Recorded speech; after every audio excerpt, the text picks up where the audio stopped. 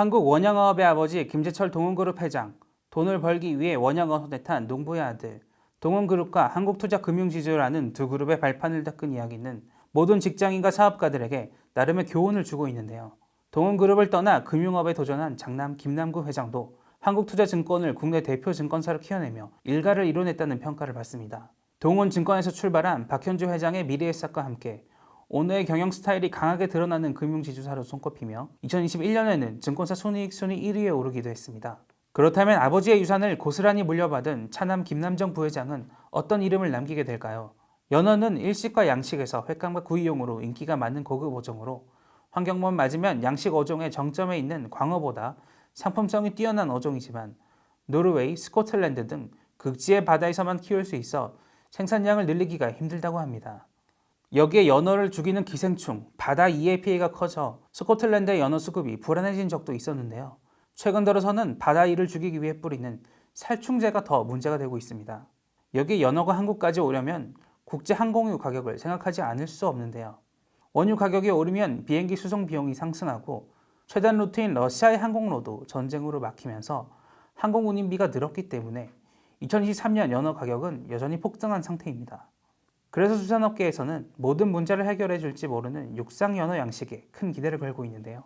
국내 연어 시장을 보면 그 매출 규모는 2009년부터 2021년까지 내외 성장해 6,200억 원 수준으로 커졌습니다. 품목별로도 냉동 연어보다는 좀 더 비싸지만 비행기로 공수한 훈제 연어, 냉장 연어를 선택하는 소비자들도 늘고 있죠.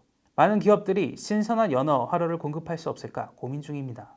동원산업도 2015년대부터 연어 수입 사업을 본격화했는데요. 처음에는 부수입이었던 연어의 중요도가 점점 높아지면서 이제는 동원산업 수산물 유통의 30%를 책임지는 핵심 어종이 됐습니다. 이러니 연어를 직접 키우고 싶어질 수밖에 없죠. 2020년 당시 정부가 자본집약적 신사업에 대한 대기업 참여를 허용했는데 연어 육상 양식도 포함됐습니다. 이에 동원산업은 노르웨이 연어 양식 스타트업 세먼 에볼루션과 손잡고 연어 육상 양식에 나섰고 2024년부터 2천억 원을 투자해 2028년부터는 연간 2만 톤의 연어를 국내 공급한다는 계획이었습니다. 그러나 참여할 수 있는 길만 열렸을 뿐 외래 어종인 대서양 연어를 육상에서 대규모로 양식한다는 것은 한 걸음 한 걸음이 규제와의 싸움일 수밖에 없었는데요. 여기에 육상 양식을 위한 주민 설득에도 상당한 어려움이 있었다고 합니다. 다행히 2023년 2월 가장 큰 난관이었던 전략환경영향평가를 통과하면서 앞으로 별 문제가 없다면 2024년부터 단계적으로 완성되는 생산 라인에서 대서양 연어의 치어를 기르고 이르면 2026년부터는 5kg급 2년생 연어 횟감이 국내에 공급될 것으로 전망됩니다. 동원산업과 동시에 육상 양식에 뛰어든 신세계푸드, GS건설 등도 생산이 시작되면 연간 4만 톤의 국내 수요를 충족할 수 있을 전망인데요. 한국의 연어 자급률이 높아지면 수출국이 될 가능성도 기대할 수 있습니다. 세계 연어 시장은 연간 480만 톤으로 세계인의 식탁이 고급화하면서 연어 시장도 점점 커지고 있는데요.